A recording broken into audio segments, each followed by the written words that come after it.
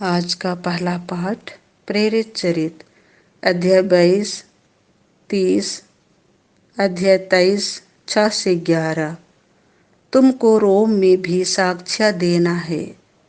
दूसरे दिन कप्तान ने पौलुस के बंधन खोल दिए और महायाजकों तथा समस्त महासभा को एकत्र हो जाने का आदेश दिया, क्योंकि वह यह निश्चित रूप से जानना चाहता था कि यहूदी पौलुस पर कौन सा अभियोग लगाते हैं। तब उसने पौलुस को ले जाकर महासभा के सामने खड़ा कर दिया। पौलुस यह जानता था कि महासभा में दो दल हैं, एक सदूकियों का और दूसरा फरीसियों का। इसीलिए उसने पुकार कर कहा, भाइयों, मैं हूँ फरीसी और फरीसियों की संतान।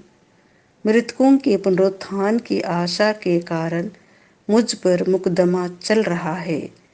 पौलुस के इन शब्दों पर फरीसियों तथा सदूकियों में विवाद होने लगा और उनमें फूट पड़ गई, क्योंकि सदूकियों की धारणा है कि ना तो पुनरुत्थान है, ना स्वर्गदूत और ना आत्मा,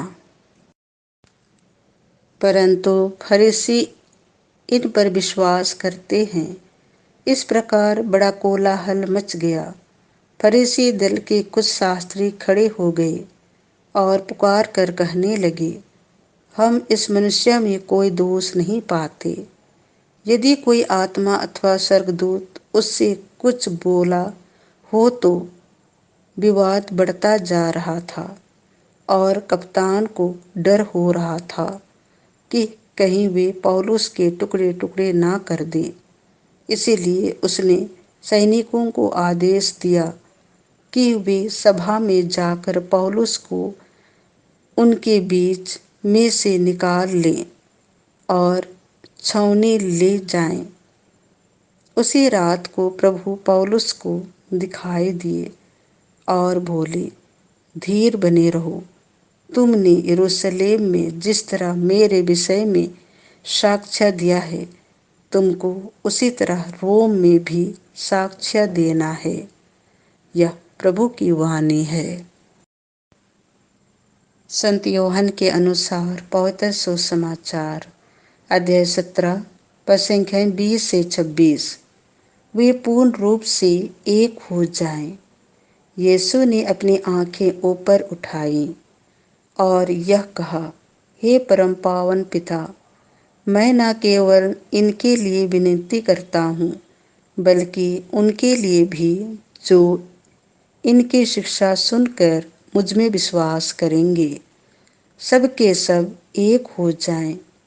हे पिता, जिस तरह तू मुझ में है और मैं तुझ में, उसी तरह वे भी हम में एक हो जाएं, जिससे संसार यह विश्वास करे कि तूने मुझे भेजा है। तूने मुझे जो महिमा प्रदान की है, वह मैंने उन्हें दे दी, जिससे वे हमारे ही तरह एक हो जाएं। मैं उनमें रहूं और तू मुझ में, जिससे वे पूर्ण रूप से एक हो जाएं और संसार यह जान ले कि तूने मुझे भेजा है और तूने जैसे मुझे प्यार किया है, वैसे ही उन्हें भी प्यार किया है। हे पिता, मैं चाहता हूँ कि तूने जिन्हें मुझे सौंपा है, वे जहाँ मैं हूँ मेरे साथ रहें, जिससे वे मेरी महिमा देख सके जिसे तूने मुझे प्रदान किया है, क्योंकि तूने संसार की सृष्टि से पहले मुझे प्यार किया है।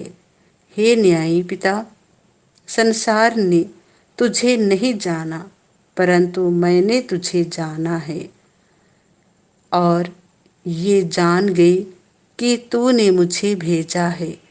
मैंने इन पर तेरा नाम प्रकट किया है और प्रकट करता रहूँगा, जिससे तूने जो प्रेम मुझे दिया है, वह प्रेम इनमें बना रहे और मैं भी इनमें बना रहूं। यह प्रभु का सुसमाचार है।